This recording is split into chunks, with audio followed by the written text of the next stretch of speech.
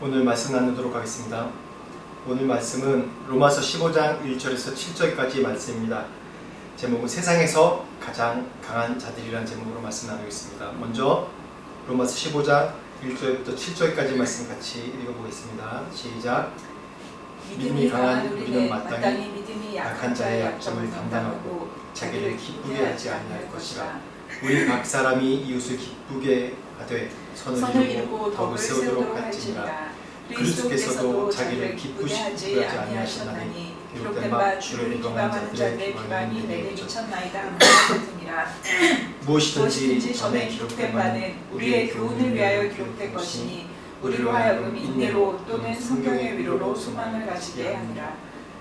이제 인내와 위로의 하나님이 너희로 그리스도 예수를 본받아 서로 뜻이 같게 하여 주사 한 마음과 한 입으로 하나님 곧 우리 주 예수 그리스도의 아버지께 영광을 돌리게 하노라.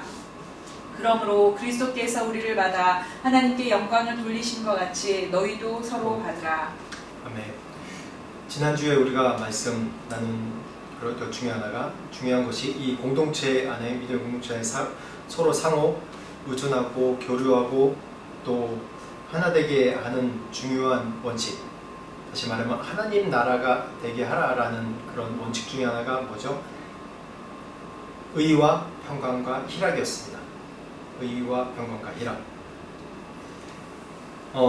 하나님 앞에서 우리가 이것이 우리의 진리로 우리가 판단할 수 있지만은 그게 그리스도 안에 있을 때 진리와 비진리의 문제에 대해서는 우리가 정확하게 갈라야 되고 또한 거기에 진리에 관해서는 우리가 지켜야 되지만은 그리스도 안에 있는 아디아포라, 우리 계속 얘기했죠. 바울의 중요한 사상 중에 아디아포라, 그리스도 안에 있으면 우리가 이것 하든지 저것 하든지 본질이 중요한 거지 비본질이 중요한 게 아니다라는 얘기죠. 그것을 이루려면 우리가 내 안에 내가 올바르고 내가 의가 있지만은 내가 화평을 위해서 그것을 내가 희생하고 내가 내려놓을 수 있고 내가 수용할 수 있는 자세가 되느냐 안 되냐 그게 중요합니다. 그리고 그것 또한 나의 기쁨이 되어야 한다는 것이 중요한 것이죠. 그래서 우리 이 공동체 안에서 의와 화평과 기쁨이 계속 끊이지 않고 계속해서 일어나는 그런 우리 공동체 안에서 그런 연습을 계속 할 때 우리 안에 하나님 나라가 이루어지고 또 우리 공동체를 통해서 또 이웃에게 믿지 않은 자들에게 또 전파되는 그런 놀라운 일이 있다고 14장 말씀 가운데 계속 우리가 얘기를 했습니다. 오늘은 세상에서 가장 강한 자들이란 그런 말씀인데 세상에서 가장 강한 것이 무엇일까요? 세상에서 강한 것. 강한 것이 여러 가지가 있을 텐데 통상적으로 세상에서 강하다 그러면 힘센 사람이 강한 사람이라고 그러죠. 싸움 잘하거나 아니면 막 근육이 우락부락한 사람, 그래서 힘이 센 사람이 강한 사람이라고 그러죠. 또 세상에서 강하다고 하는 것, 또 인기 많은 사람, 이 팬덤을 형성하고 인기가 많은 사람이 오히려 요즘에는 굉장히 유명하고 또 그 세력이 있어요. 또 뭐죠? 돈 많은 사람, 그리고 또 권력자입니다. 이런 것이 세상에서 말하는 강한 자라고 우리가 얘기하죠. 종종 TV나 유튜브나 그런 데서 보면 몇 채널 보면 이렇게 세상에서 강하고 또 유명하고 돈 많고 권력 있는 사람들이 보면 자신의 이게 자신이 관대하고 아량이 많다는 것을 뭔가 선전하고 자랑하기 위해서 물론 정말 중요한 그 마음 가운데는 섬기려고 하는 마음도 있겠죠. 그래서 그런 걸 이제 나타내고자 해서 또 이제 그런 영상을 찍습니다. 그 중에 하나가 뭔가 팬들이 너무 보고 싶어하는데 그 앞에 짠 나타난다든지 아니면 힘들게 일하고 있는 그런 팬을 위해서 돕는다든지 정치가들이 제일 잘하는 게 이런 걸 잘 이용하죠. 선거 때만 되면 어때요? 선거 때만 되면 찾아가지 않던 그런 시장을 찾아가고 버스 한 번도 안 타봤던 사람들이 버스를 타보기도 하고 그게 하나의 자신의 아량과 이만큼 생각한다는 표현이죠. 요즘에 이제 보면 드웨인 존슨이라는 유명한 이제 영화배우, 헐리우드 영화배우가 있는데 그 사람은 키도 한 190 몇 되고 등치도 좋고 원래 레슬링 하던 WWF인가 WWE인가 레슬링 하는 그런 아주 유명한 사람이었어요. 더 락이라는 유명한 사람이었어요. 근데 그 사람이 영화 배우로 데뷔를 해가지고 굉장히 영화 하는 것마다 굉장히 히트쳐서 굉장한 부자고 또 힘도 세고 뭐 그런 사람이에요. 나이가 한 50대가 됐는데도 여전히 인기가 많은 사람입니다. 근데 그 사람이 요즘에 이제 유튜브에 가끔 올라온 거 보니까 어떻게 하냐면 팬들에게 차를 사준다든지 아니면 집을 하나 장만해 준다든지 아니면 팬이 사소하게 이게 댓글에 올렸는데 뭐 예를 들어서 졸업 파티에 짝이 없어요 저랑 같이 가주세요 이렇게 장난을 올렸는데 실제로 거기에 반응한다든지 뭐 그런 식으로 해서 자신의 아량을 이렇게 팬들을 사랑한다는 걸 이렇게 나타내요. 그러면서 사람들에게 뭔가 이제 자신의 그런 아량, 자신의 선함을 이렇게 돋보이고 사람들 앞에 이렇게 나타내는 그렇게 하죠. 그러면서 더 사람들이 그 사람을 추종하게 되고 그 사람이 하나의 모델이 되게 돼요. 요즘에는 아이돌이라는 게 있어서 사람들이 점점 추구하는 것이 아름답고 이쁘고 그런 걸 점점 추구해요. 옛날 저희 때랑 지금이랑 좀 약간 다른 것이 뭐냐면 저 때는 그런 것 같아요. 뭐 얼굴에 이목구비가 뚜렷하고 아니면 쌍꺼풀 찌고 그런 게 뭔가 아름다움이었다면 지금은 그런 게 아름다움이 아니라 몸을 얼마나 아름답게 잘 관리하는지. 그래서 요즘엔 배 나온 사람을 보기 힘들죠. 몸을 아름답게 관리하고 다이어트도 하고 그러면서 아름답게 꾸미고 또 자신감 넘치고 개성 있는 사람이 훨씬 더 아름답고 매력 있다라고 표현을 합니다. 그래서 남자 중에는 뭐 힘 세고 또 뭐 싸움 잘하고 그런 사람들이 은근히 사람들 앞에 이제 남자들 사이에는 존중받기도 하죠.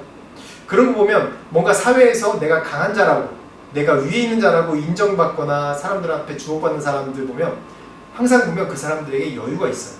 사람들을 대할 때 여유가 있어야 돼요. 그래서 웬만한 것에 대해서는 그냥 넘어가고 용서해주고 이해해주고 수용해주고 그런 아량을 가지려고 그래야지 자기 팬덤이 더 형성되고 자기의 그런 강함이 더 유지되니까 또 그런 이유도 있지만 진짜 강한 사람들은 그냥 아량이 많아요. 이해하고. 그래서 남자들 사이에 이제 격투기 잘하는 그런 사람들 보면 격투기 하는 사람들 사이에는 그 운동 안 한 사람들을 뭐 자기의 힘으로 제압하거나 때리거나 그런 걸 굉장히 수치스럽게 여기고 그 사람은 운동하는 사람이 아니라고 그렇게 멸시하고 그런 것을 볼 수가 있어요. 그렇듯이 뭔가 강한 사람은 사람들 앞에 약한 사람들 앞에 아량을 나타내는 그런 제너러스한 또 관대한 그런 면모를 볼 수가 있습니다. 그렇다면 참으로 이 말씀 가운데 오늘 이 로마서 말씀 가운데 믿음이 강한 자라고 나오는데 믿음이 강한 자라는 게 무엇이냐? 15장 1절 말씀 가운데 믿음의 강한 자, 약한 자에 대해서 나오지 않습니까? 이 믿음이 강한 자, 약한 자를 다시 한번 리마인드 해주는 겁니다. 14장 1절에 3절 말씀 가운데 같이 읽어보겠습니다. 시작. 믿음이 연약한 자를 너희가 받되 그의 의견을 비판하지 말라. 어떤 사람은 모든 것을 먹을 만한 믿음이 있고 믿음이 연약한 자는 채소만 먹느니라. 먹는 자는 먹지 않는 자를 업신여기지 말고 먹지 않는 자는 먹는 자를 비판하지 말라. 이는 하나님이 그를 받으셨습니다. 네, 15장 말씀 가운데 강한 자, 약한 자에 대해서 믿음이 강한 자, 약한 자의 얘기를 할 때 이 말씀이 배경이 돼서 얘기하는 것입니다. 로마서의 배경을 다시 한번 말씀 나눠보겠습니다. 로마 교회에는 어떤 성도들이 있다고 그랬죠? 두 부류의 성도들이 있다고 그랬죠? 하나는 이방인으로서 그리스도인이 된 성도들이 있고 또 원래 유대교인으로서 다시 이제 기독교인이 된 성도들이 그 모임 가운데 있다고 그랬습니다. 그 모임 가운데 서로 다른 캐릭터, 서로 다른 전통과 관습으로 습관으로 자랐던 사람이 그 안에 있으니까 그 안에 내분이 있는 겁니다. 갈등이 있는 거예요. 사실 관습, 습관, 전통 굉장히 중요한 문제입니다. 그래서 오늘 말씀 가운데 14장 1절 3절 말씀 가운데 뭐라고 얘기하죠? 먹는 문제에 대해서 얘기합니다. 먹는 문제로 얘기합니다. 사실 인간은 먹는 문제가 삶 전체를 지배한다고 얘기해도 전혀 전혀 이상하지 않습니다. 그렇기 때문에 우리가 종교에서 세계 많은 종교들에서 종교라고 구분되는 것에 대해서 보면 정결하다 정결하지 않다라는 구분이 먹는 거에서 많이 구분을 합니다. 이슬람은 돼지고기를 먹지 않는 것이고 또 힌두교는 소고기를 먹지 않습니다. 제가 힌두 문화권에 있었기 때문에 이런 부분에 대해서 또 많이 좀 경험한 부분들이 있는데 정결이라는 이슈가 힌두교에서는 굉장히 중요한 거예요. 많은 종교가 그렇겠지만 그래서 카스트를 결정할 때 브라만이다, 크샤트리아다, 그런 걸 결정할 때 신분의 계급을 결정할 때 정결하다, 정결하지 않다라는 것으로 이걸 구분을 합니다. 간단하게 얘기하면. 그래서 채식주의자일수록 정결하다고 생각하고 또 먹지 말아야 될 것을 먹는 사람들은 부가촉천민, 또 계급이 낮다라고 생각하는 것이 그런 정결 개념입니다. 제가 이번 주에 갑자기 소개를 받아서 문화 인류학 강의를 좀 청강생으로 제가 한 3일 동안 청강을 했었는데 그 안에서 문화적인 갈등, 인간 사회에 항상 볼 수 있지만은 그때 이 문화 인류학 강의하신 교수님이 아프리카에 30년 사역하신 그런 교수님이에요. 선교사로 사역하신 교수님입니다. 근데 문화 인류학을 전공하시고 문화 인류학을 강의하시는데 그 아프리카의 예를 들어주시더라고요. 아프리카에서 자신이 아시안인으로서 박사로서 교수로서 선택돼서 뭔가 어떠한 이슈를 다루는 것에 제3자 입장으로 서 있었다고 해요. 그래서 그 일들을 판단해주고 또 조정해주는 역할을 했다고 합니다. 근데 아프리카 사람과 또 웨스턴 백인 선교사들 간에 큰 논쟁이 있었는데 그 논쟁 중에 하나가 뭐냐면 위치. 그러니까 뭐냐면 서양으로 얘기하면 마법사, 아니면 무당, 우리로 얘기하면 무당, 그런 사람들을 점술가 그런 걸 얘기하는 것이죠. 근데 그런 것에 대해서 아프리카 그리스도인들, 아프리카 지도자, 기독교인 지도자들조차도 영향을 많이 받는다고 해요. 그래서 어떠한 상황이 있으면 그런 무당의 미신 때문에 그런 겁내하고 겁먹는다는 거예요. 그래서 꺼려한다는 거예요. 그래서 서양인 기독교인들은 왜 성경 말씀에 이런 것이 나와 있는데 왜 너희들은 그런 기독교인 지도자들이고 오래 믿었던 사람인데도 왜 그런 걸 무서워하느냐라고 비난을 한다는 거예요. 그래서 아프리카 사람은 또 그 문제가 그런 서양에서 얘기하는 위치라는 그런 마법이라는 것은 우리 전통의 거랑 좀 다르다. 그렇기 때문에 존중하는 거기 때문에 이런 무서워하는 게 아니라 다른 거다라고 얘기하면 서로 논쟁이 일어났다고 해요. 근데 이 교수님이 말씀하실 때 그게 바로 그 안에 기독교 안에 있는 교회 안에 있는 문화적 갈등인데 보면 서양 사람들도 보면 그들의 역사 속에 이 위치라는 이 마법사, 점술가라는 사람들이 중세 이 기독교가 지배하고 있던 세계에 있어서 많은 영향을 미쳤다고 그렇게 얘기를 합니다. 지금이야 좀 벗어났다고 거기에 대해서 이 아프리카 사람들 비난하고 또 거기에 대해서 지적하는 걸 보면서 그 중재자로서 얘기를 해줬다고 그래요. 그러고 보면 우리 안에 참 두려움이 너무 많은 것 같아요. 우리가 그리스도 안에 있다고 그러지만 우리가 예수를 믿는다고 그러지만 늘 우리 안에 다른 두려움으로 사는 부분이 늘 있는 것 같아요. 그런 것들이 우리가 전통의 영향을 받는 것들이 있고 우리가 어렸을 때부터 받은 상처나 또한 어렸을 때부터 나도 인지하지 못한 상황에서 그런 겪었던 어려움이나 그런 경험들을 통해서 내 믿음에 그런 우리 인간적인 영향들이 미쳐지는 것들을 많이 봅니다. 그래서 교회 안에서도 서로가 다르기 때문에 이런 갈등이 나고 서로가 다르기 때문에 어떤 자는 강한 자다, 약한 자다 이렇게 생각되게 되는 것입니다. 물론 이 공동체 안에 항상 그런 것들이 있죠. 그래서 외부 사람들이 보기에 우리 공동체 안에서는 그렇지만 외부 사람들이 보기에 기독교인들은 어떻다라고 평가되는지 아십니까? 역사적으로 로마 시대 때부터 쭉 평가되는 것이 뭐냐면 기독교인들은 약하다라고 그런 생각을 해요. 제가 군대에 있었을 때 제가 기독교 문화권에 자라다가 군대에 있었을 때 아니면 고등학교 때 그런 친구들이 그런 얘기들을 해요. 야, 교회에서는 오른뺨을 맞으면 왼뺨도 내어 주라는데 너 교회 다니면서 내가 한번 때리면 이쪽도 때려야 되는 거 아니야? 라고 이제 그런 식으로 장난식으로 얘기합니다. 야, 오를 가자면 십리를 가라고 성경에 나와 있는데 너는 왜 그렇게 안 해? 기독교는 뭔가 늘 져줘야 되고 늘 희생해야 되고 약해야 되고 그렇게 인식이 되는 부분들이 많아요. 외국 사람들한테. 지금도 뭐 그렇게 생각하는 사람들도 있죠. 그래서 옛날 철학자들도 그래서 기독교에 대해서 비판하고 기독교에 대해서 공격하고 있는 부분들이 있습니다. 그런데 이것이 기독교의 전부가 아니죠. 그거는 우리의 그런 겸손, 세상을 향한 섬기는 겸손의 하나의 모양으로서 나타나는 것이지 그게 약한 게 아니에요. 왜냐하면 창세기 1장 28절 한번 봅시다. 시작. 하나님이 그들에게 복을 주시며 하나님이 그들에게 이르시되 생육하고 번성하여 땅에 충만하라. 땅을 정복하라. 바다의 물고기와 하늘의 새와 땅에 움직이는 모든 생물을 다스리라 하시니라. 여기서 분명히 얘기하죠. 창세기 1장에 나오는 얘기입니다. 생육하고 번성하고 땅에 충만하고 그리고 뭐 하라고요? 땅을 다스리라라고 얘기합니다.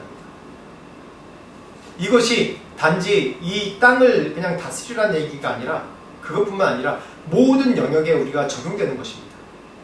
우리의 삶의 영역도 되고 또 우리의 직장, 우리의 생활, 또 사역하는 사람 사역직 그 모든 부분에 있어서 생육하고 번성하고 충만하고 다스리는 것이 다 적용되는 것입니다. 창세기 이 에덴 동산에만 적용되는 걸까요? 이게? 아닙니다. 이게 우리 기독교의 사상이고 하나님이 우리에게 주신 우리의 특권이고 우리의 힘이고 우리의 강력인 것입니다. 근데 우리가 이걸 자꾸 망각하고 있는 것이 뭐냐면 우리가 죄로 인해서 이런 것들이 이런 원래 하나님께서 우리에게 주신 권세, 우리에게 주신 권능이 우리가 우리 죄 때문에 우리 안에 있지만 속고 있는 거예요. 인지를 못하고 있는 거예요. 우리 안에 그런 강력이 있다는 걸 인지하지 못하고 있는 거예요. 그렇기 때문에 늘 우리 안에 불평불만이 있고 우리 안에 늘 내가 지금 이렇게 사는 것이 맞냐, 이렇게 가난하게 사는 것이 맞냐, 내가 이렇게 희생당하고 사는 것이 맞냐라고 늘 불평하게 되는 거예요. 그렇다고 세상 사람들에게 보이기에 약하게 보이고 늘 내어주고 희생하고 그런다고 해서 우리가 약한 자들입니까? 아니죠. 초대 기독교인들 보면 어떤 결과가 나타났습니까?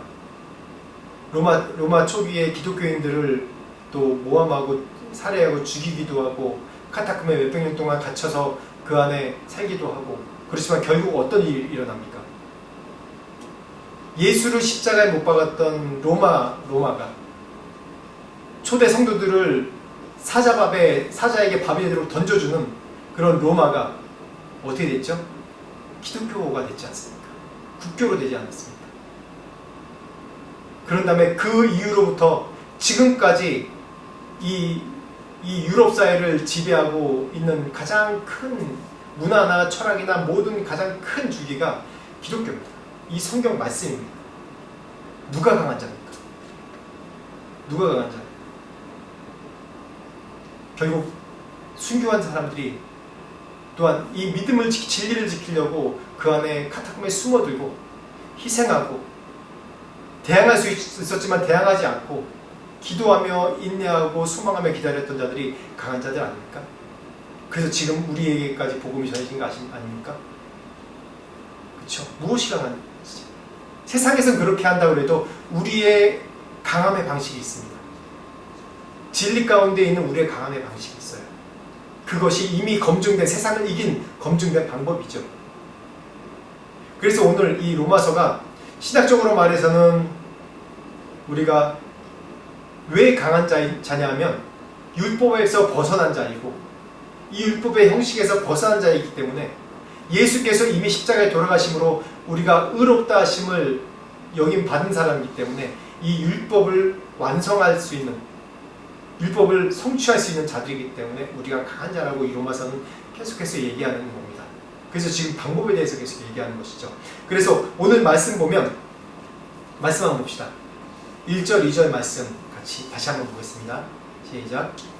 믿음이 강한 우리는 마땅히 믿음이 약한 자의 약점을 담당하고 자기를 기쁘게 하지 아니할 것이라.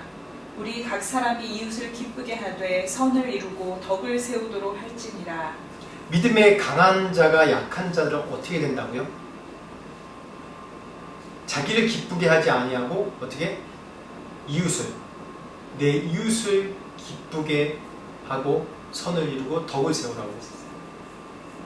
여기에 전제 조건이 있습니다. 사람을 기쁘게 하는 것이 아니라 하나님을 기쁘게 하는 것이 제일 중요하고, 그리고 그 그리스도 안에 있는 내 형제 자매를 기쁘게 하는 아디아포라. 진리 안에 있지만은 본질이 아닌 것에 대해서는 양보하고 희생하고 또 이웃을 위해서 덕을 쌓는 것이 내 형제 자매를 위해서 덕을 쌓는 것을 얘기합니다. 누구를 기쁘게 하냐? 내 이웃을 기쁘게 하고 이웃을 섬기는 것입니다. 그래서 우리가 각자 자라는 환경도 다르고 처지도 달랐고, 그렇기 때문에 어떤 분은 상처가 많은 분이 있어요. 공동체 안에서. 그렇기 때문에 자꾸 이 공동체 안에서 분열을 일으키고 그런 분들도 있어요. 근데 어떤 분은 정말 좋은 환경 가운데 자랐기 때문에 또 넉넉한 마음도 있는 분도 있고, 근데 이런 상처를 주는 사람은 분명히 잘못됐어요. 뭐라고 얘기해야 돼요. 진리 가운데 훈계하는 건 있지만 사랑 가운데 이제 조언을 해야 되고 훈계를 해야 되는 것이죠. 또 그런 방법이 성경에 다 나왔어요. 어떻게 징계하고 어떻게 훈계하는지.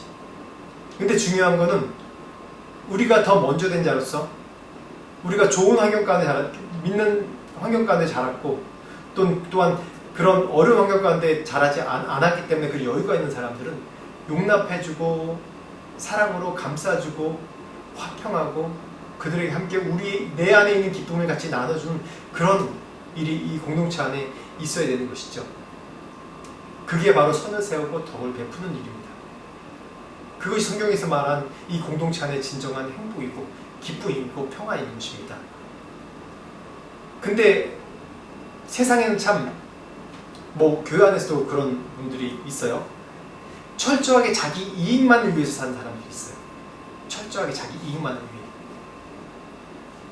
그래서 모든 것들을 철저하게 자기 이익만을 위해서 이용하는 사람들이 있어요. 물론 우리 모두가 내면 속에는 그런 마음이 있습니다. 다시 정직하게 얘기해서 내 안에 보면 희생한다고 하고 남을 위한다고 하지만 따지고 보면 내 안에 솔직하게 내 안에 들여다보면 내 이익을 위한 것들이 참 많아요. 그래서 늘 우리는 정말 의의는 없는 거예요. 늘 내가 주님을 위해서 선한 일을 하고 내가 선교 사역을 한다고 하고 내가 남을 그리스도에 돕는다고 해도 내가 자랑할 수 없는 것이 뭐냐면 내 안에 선한 마음이 없는 것을 내가 분명히 압니다. 내 안에 정말 선한 마음이 없어요. 늘 내 자신만을 깊이 들여다보면 결국은 내 자신을 위한 것들이 내 자신을 위한. 근데 세상에서 보면 정말 누구나 인정할 만큼 사람들이 철저하게 자신의 이익을 위해서 하는 사람들 보면 공통점들이 있습니다. 그 공통점이 뭐냐면 그렇게 철저하게 자기 이익만 살다가 어느 시점, 나이가 들고 어느 시점이 되면 허무함이 느껴집니다. 그 허무함이 뭐냐면 자기만을 위해서 살았는데 자기만을 위해 살고 다 이루었지만은 뭔가 자기가 자기만을 위해 살았기 때문에 사람들이 없어요. 주변에. 다 사람들은 자신의 그런 이익을 위해서 접근하는 사람들밖에 없고, 그래서 자기의 성공을 위해서 몸부림치고 다 했지만 결국 어느 순간에는 공허함과 허무함이 있다고 다 고백하는 겁니다. 그리고 또한 죄책감이 들어요. 왜 죄책감이 드냐면 철저하게 자신의 이익만 살다 보면, 이 세상은 공동체이기 때문에 자신의 이익만 살다 보면 어떤 일이 벌어지냐면 누군가 나 자신을 위해서 희생하는 일들이 계속 발생해요. 우리가 믿음으로 살아도, 우리가 늘 감사하며 살아도 늘 어떠한 일이나 어떠한 사역이나 이루어갈 때 보면 늘 이것을 위해서 희생하는 사람들이 늘 있어요. 나 자신뿐만 아니라. 그렇기 때문에 어떠한 것이 이루어졌다고 해도 내가 이루었다고 얘기할 수 없는 것이 바로 그런 겁니다. 그런데 철저하게 자기중심적이고 자기 이익만을 위해 살고 자기 중심으로 모든 해석하는 사람은 이건 내가 잘나서 했다, 이건 내가 아니면 안 됐다 라는 생각 때문에 모든 것을 다, 사람들을 다 배척해버리고 희생해버리고 사람들 딛고 일어서는 그런 일들이 있어요. 그렇기 때문에 어느 순간 되면 죄책감이 들어요. 내가 그러지 말았을 거. 그러다가 어떤 일이냐면 마지막에 불안감이 찾아옵니다. 아무리 부자라고 그래도, 아무리 정치에서 높은 위치에 있다고 해도 이 불안과 공포는 벗어날 수가 없습니다. 왜냐하면 우리 세상 제도 속에 다 볼 수가 있어요. 최고 높이에 오른 대통령이라고 해도, 뭐 미국 대통령이라고 된다고 해도 자기의 정권을 유지하고 자기의 정권이 끝났을 때 자신이 여전히 파워가 있거나 아니면 여전히 자신이 다른 사람한테, 다른 정치권에 해를 당하지 않기 위해서 정치적으로 그런 이 보호막을 만들어놔요. 다른 사람들 상관없이. 그게 사람입니다. 부자들 보세요. 부자들 자신의 뭐 몇십조 몇백조가 있어도 자신의 일어난 푼 잃지 않기 위해서 제도를 만들고 정치인들과 결탁하고 더 사람들을 착취하는 그런 수단을, 그런 제도를, 그런 프로그램을 계속 개발하고, 그런 것이 역사적으로 계속 있어 온 겁니다. 이게 인간입니다. 이게 인간이에요. 그래서 제가 자주 인용하는 것 중에 하나가 이 박진영 씨 얘기를, JYP 박진영 씨 얘기를 가끔 이용하는데, 그분이 이제 유튜브에 나와 있어요. 그분이 이제 젊었을 때부터 이제 연예계 활동하면서, 똑똑한데 연예계 활동하면서 음악을 너무 좋아해서 성공했어요. 열심히 해가지고 성공했어요. 성공했는데 돈도 많이 벌고 벌 만큼 벌고 다 했는데 뭔가 2% 부족하다고 생각했대. 근데 이 2% 부족한 것이 98% 내가 성공한 것을 잡아먹더래요. 98% 성공한 것이 아무것도 아닌 게 되고 2% 때문에 뭐지 이게 뭐지라는 그런, 늘 내가 왜 성공했지? 내가 뭐 때문에 이렇게 됐지? 물론 내가 잘난 것도 있지만 뭔가가 있기 때문에 다 우연의 일치로 다 맞아 돌아가서 그런 것, 내가 자기가 이렇게 성공했다고 이제 얘기를 해요. 저도 옛날에 박정희 씨 처음 나왔을 때 기억해요. 무슨 쇼 프로그램 나와서 옆에 나와가지고 한마디 하고 막 그래서 그때 당시에 뭔가 정형화된 사회인데 쇼 프로그램 갑자기 딱 나와가지고 뭔가 한마디 하고 우스갯소리 하고 들어가고 뭐 대충 얘기하고 들어가고 막 그러더라고요. 그러다가 그렇게 됐어요. 본인도 그게 다 우연의 일치였대요. 근데 이게 왜 그러지라는 생각 때문에 고민하고 있다가 한 번은 봉사도 하고 또 어떤 단체, 그런 좋은 일하는 단체 기부도 해보고 봉사도 하고, 그러니까 뭔가 마음이 좀 채워지는 부분이 있더래요. 그런데도 여전히 부족한 부분이 있더라는 겁니다. 왜 그러냐면 아무리 부자가 되고 권력이 많아도 우리 인간 사회는 유한하기 때문에, 우리의 생명도 유한하기 때문에, 영원한 것이 없기 때문에 아무리 잘 살아도 살다 보면 질리게 되고, 아무리 돈이 많아도 쓰다 보면 질리게 됩니다. 그래서 늘 부족함이 있고 늘 만족함이 모르는 게 우리의 인간의 모습이고 인간의 사회입니다.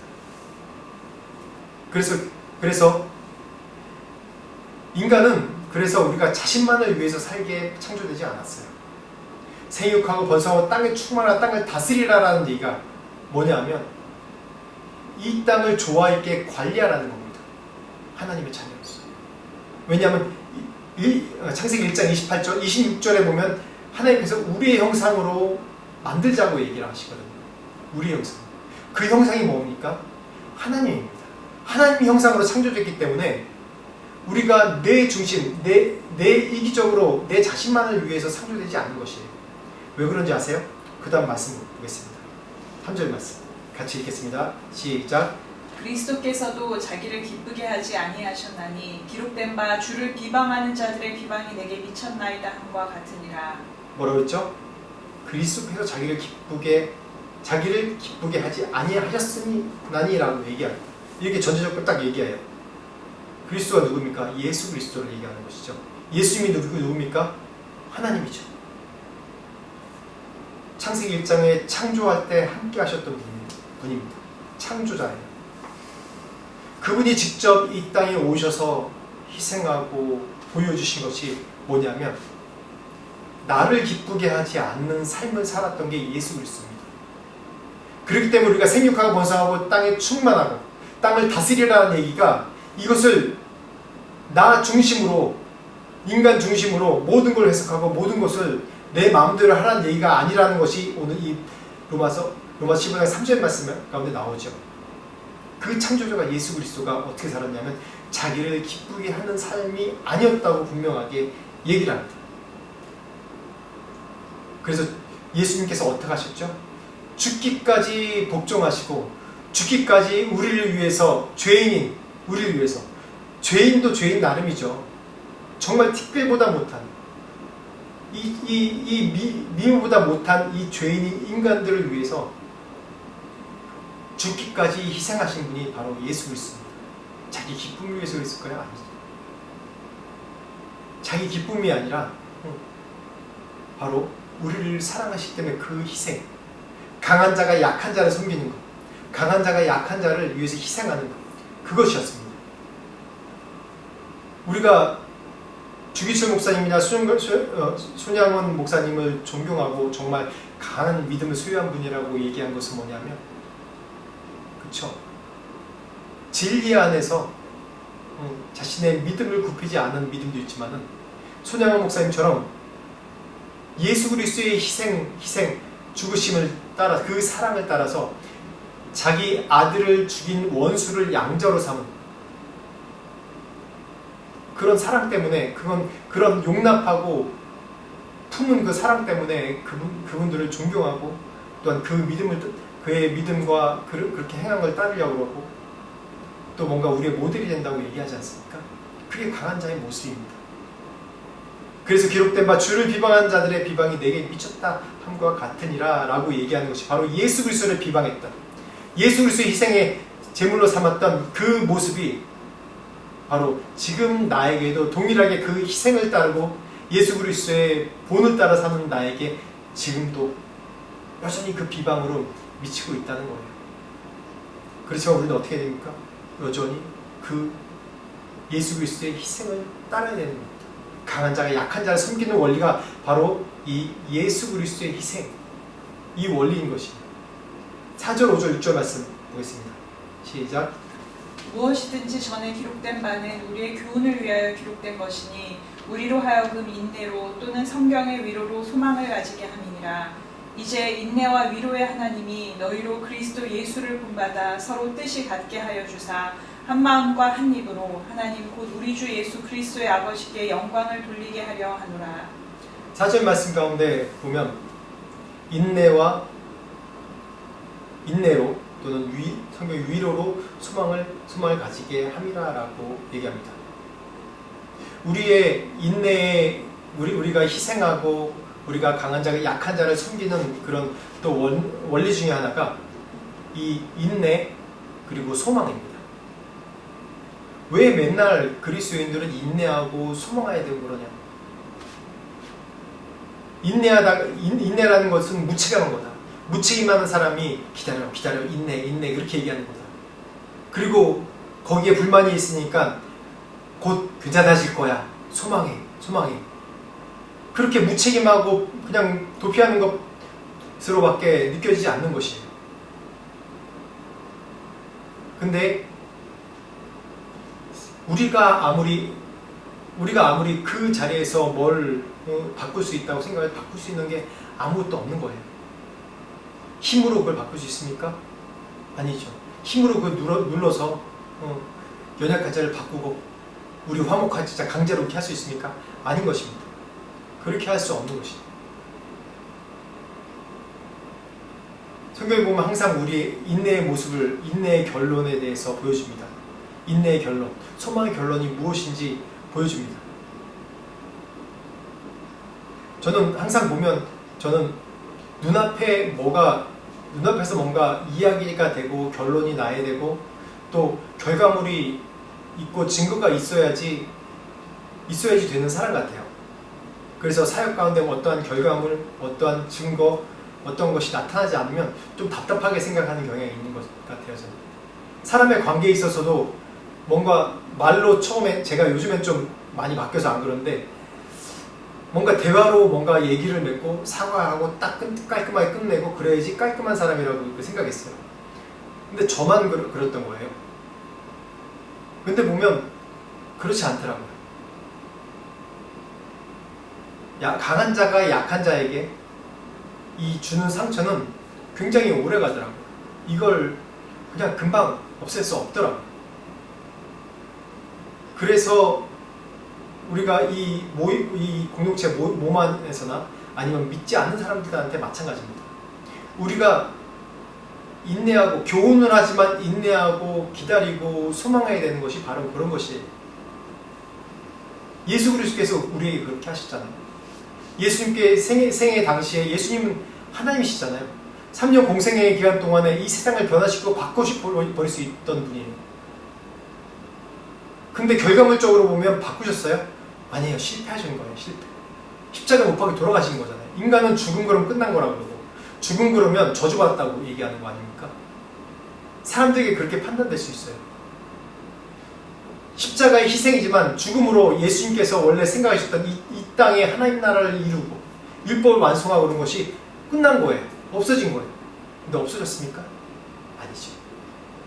이 땅에 교회가 생겨나고 이 땅에 예수 그리스도의 말씀을 실천하고 사는 그런 일들이 계속해서 이어지고 일어나고 있었죠. 지금도 그러고 있는 것이 일어나고 있죠. 놀라운 일입니다. 그래서 그 자리에서 사람의 말로 다 되는 것이 아니에요. 그래서 우리가 인내해야 되는 거예요. 제가 그저께 스리랑카 선교사님이 이제 오셨어요. 한 1박 2일 지내다 가셨는데 왜 그러냐면 비행기 편이 한국에서 스리랑카 다이렉트로 가는 게 없어요. 항상 이렇게 거쳐서 가야 돼요. 거쳐서 가야 돼서 이제 한국에서 비행편이 좀 잘못돼가지고 이제 하루 좀 있다가 가야 돼서 저희 집에 이제 모셨습니다. 근데 마중나라 갔는데 그 선교사님이 목 안에 이 결절이랑 혹이 있어서 수술을 하셨습니다. 그래서 그 선교사님이 저희 집에 오셨는데 말을 못하는 거예요.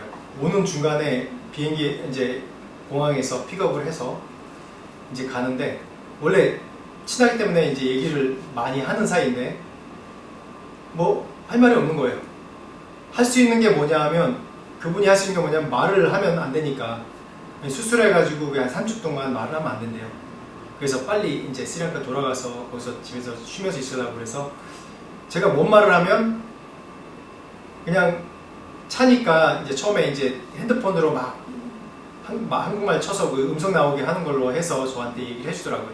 그래서 그냥 그렇게 하는 것도 제가 말이 더 빠르기 때문에 이게 늦기 때문에 이게 대화가 잘 안 되더라고요. 그래서 할 수 있는 말이 뭐냐면 손뼉 치고 무릎에 손뼉 치고 그래서 웃고 그거밖에 없는 거예요. 그래서 이제 집에 와서 좀 그날 이제 집에 와서 또 밥 먹으러 나갔어요. 밥 먹으러 나갔는데도 뭐 저랑 제 아내랑만 얘기하고 말을 할 수가 없으니까 그냥 끄떡끄떡 하고 중요한 건 또 이제 문자로 써서 몇 마디 얘기하고 그리고 그렇게 얘기하니까 얘기할 수 있는 게 줄어들어요. 그래서 이제 식사하고 와서 이제 여기 저희 아파트에 정원이 있어서 이제 둘이 가서 정원에 가서 얘기하자고. 정원 좀 구경시켜주고 바람이 시원해서 좀 앉아있다가 올라오려고 딱 앉았는데 이제 그래도 앉아서 얘기를 해야 되잖아요. 얘기를 하는데 뭐 몇 마디 안 하고 올 줄 알았어요. 근데 1시간을 얘기한 것 같아요 그때. 근데 뭐라고 얘기했냐면 그냥 그 선교사님은 뭐 웃고 표정으로 말하는 거죠. 좀 어려운 얘기 있으면 이렇게 긍정해주고 또 슬퍼해주고 웃고 박수 쳐주고 이제 무릎 치면서 긍정해주고 그런 거밖에 안 해요. 근데 1시간을 저 혼자 막 얘기하면서 하소연을 한 거예요. 혼자 막 얘기를 했어요. 저 혼자 그렇게 얘기할 일이 없잖아요. 사실 우리가 서로 사람의 상호 관계이기 때문에 제가 얘기하면 또 얘기 바꿔가고 제가 주도하기도 하고 주도당하기도 하고 이렇게 얘기가 오고 하잖아요. 근데 제가 얘기를 계속 하는데 얘기 다 하고 1시간 얘기하고 나서 속이 좀 후련하더라고요. 그래서 야, 이 경청의 힘이 이거구나. 그러면서 다시 힘이 나고 제가 고민하는 것들이 있었는데 거기는 그냥 선교사님 박수 쳐주고 그냥 무릎 이렇게 딱딱 치면서 그렇다고 그러고 그래서 막 주먹 이렇게 손 엄지척 해주고 그렇다고 그러고 그거 하나만으로 제가 격려를 받는 거예요. 그러면서 제가 깨달은 게 있어요. 이게 뭔가 내가 얘기하고 뭔가 행동하고 해서 바꾸려는 것이 아니라 그냥 들어주고 진짜 벙어리처럼 들어주고 격려해주고 그런 게 최상의 그 사람을 바꿀 수 있는 길이구나. 예수님도 우리에게 그렇게 하시고 있잖아요. 지금도 여전히. 다시 3절 말씀 다시 한번 보겠습니다. 3절 말씀 다시 한번 읽어보겠습니다. 시작. 그리스도께서도 자기를 기쁘게 하지 아니하셨나니 기록된 바 주를 비방하는 자들의 비방이 내게 미쳤나이다 함과 같으니라. 여기서 아까 읽었지만 약한 자들의 약점이 나와요. 뭐냐면 여기서 후반부에 그렇죠. 비방한 자들의 비방이 내게 미쳤나니라고 얘기합니다. 세상은 어때요? 세상은 우리를 비난하고 비방하지 않습니까? 우리가 그리스도를 위해서 우리를 기쁘게 하는 것을 따르기 위해서 우리가 희생하고 헌신하고 우리 공동체 안에서도 우리가 희생하고 세상에서도 우리가 좀 더 손해보고 희생하고 내 것을 내주고 그런데 비난과 비방과 모함과 오히려 그런 것이 우리에게도 닥칠 때가 많아요. 약한 자들의 약점이 바로 이겁니다. 뒷담화하고 여기 성경에 나온 것대로만 하면 비방하고 뒷담화하고 은혜를 모르고 그냥 자신의 이익만 취하려고 그러고 결국 그렇게 하는 거예요. 세상은 다 우리가 다 그런 희생자 아닙니까? 그런데 7절 말씀 한번 같이 보겠습니다. 시작. 그러므로 그리스도께서 우리를 받아 하나님께 영광을 돌리신 것 같이 너희도 서로 받으라. 네. 그래도 우리가 예수님께서 우리를 위해서 희생한 것처럼 우리가 그런 것들을 또 수용하고 받아야 되는 것이죠. 강한 자가 약한 자를 섬기는 겁니다. 우리가 이 영생의 구원을 받은 자, 영생에 우리에게 있는 자가 이 세상을 섬기는 것이에요. 그래서 우리가 잘 돼야 돼요. 우리가 세상에서 성공해야 돼요. 우리가 몸을 잘 단련해서 힘도 세져야 돼요. 그리고 또 세상에서 얘기한 것처럼 또 몸도 잘 관리해서 아름다워져요. 자신감이 있어야 돼요. 그렇지만 젠틀하고 겸손하고 그렇게 하면서 세상을 섬기는 겁니다. 공부해서 남 주고 돈 벌어서 남 주고 힘세서 남을 도와주는 걸 쓰는 것이에요. 이 세상은 다 자기 중심으로 자기를 위해서 쓰는 것이지만 우리가 이 세상을 이기고 이 세상에서 가장 강한 자로 살 수 있는 것이 뭐냐면 이 세상에서 주는 강함과 아름다움과 힘과 그런 것이 이 세상의 원리대로 사용하는 것이 아니라 이것을 희생하고 섬김으로써 이것이 내 것으로 여기지 않고 이것을 내어주고 섬김으로써 도리어 돌아오는 비방과 배신과 그런 것이 돌아온다 할지라도 예수님처럼 우리에게 주신 좋은 것들로 우리를 축복해 주신 가진 것으로 섬길 때 그게 바로 강한 자가 약한 자를 섬기는 것입니다. 말로 세상은 변하지 않습니다. 내 강함으로 세상은 변화되지 않습니다. 내가 잘나가지고 사람이 따라오고 변화되는 거 아닙니다. 우리가 예수님께서 하신 방법입니다. 이 세상을 위해서 희생하고 우리가 가진 것을 내놓을 때 바로 이 세상이 변화가 되는 거고 이 공동체가 그리스도의 모습으로 또 하나님 나라의 모델로 바뀌는 것입니다. 그런 강한 자가 되시기를 다시 한번 여러분 축원합니다. 기도하겠습니다. 하나님, 강한 자가 약한 자를 섬겨야 된다고 주께서 말씀하셨습니다. 하나님, 그렇지만 우리는 늘 우리가 약한 자라고 생각하고 없는 자라고 생각합니다. 하나님께서는 이미 우리에게 이 세상을 생육하고 번성하고 충만하고 이 땅을 다스리라는 축복을 이 세상의 주인 된다고 하는 주인 되는 하나님의 대리자인 주인이라고 청직이라고 얘기하는 그런 사명을 주셨습니다. 하나님, 우리가 영생을 소유한 자로서 이 세상에 있는 유한한 것으로 끝나는 것이 아니라 이 세상에서 축복받고 다스린 자이지만은 영원한 천국의 하나님 나라에 들어가서 영생을 누릴 수 있는 우리가 자유가 있는 자임을 우리가 깨닫고 이 세상에서 잘 되게 해주시고 먼저 이 세상에서 강한 자로 인식되게 해주시고 그 강함으로 예수님처럼 세상을 섬기고 희생하고 내어주는 그런 우리가 모두가 될 수 있도록 축복하여 주시옵소서. 지금 우리 주 예수 그리스도의 은혜와 하나님 아버지의 무한하신 사랑과 성령님의 감화감동 역사하심 하나님 안에서 그리스도 안에서 강한 자로 이 땅에서 생육하고 번성하고 또 충만하고 다스리는 강함이 있는 자로서 또한 영생을 주요한 자로서 이 세상을 섬기기를 원하는 또 이 세상에서 내 것을 내어주고 희생하기 원하는 모든 자들에게 지금부터 영원토록 함께 하시길 간절히 축원하옵나이다.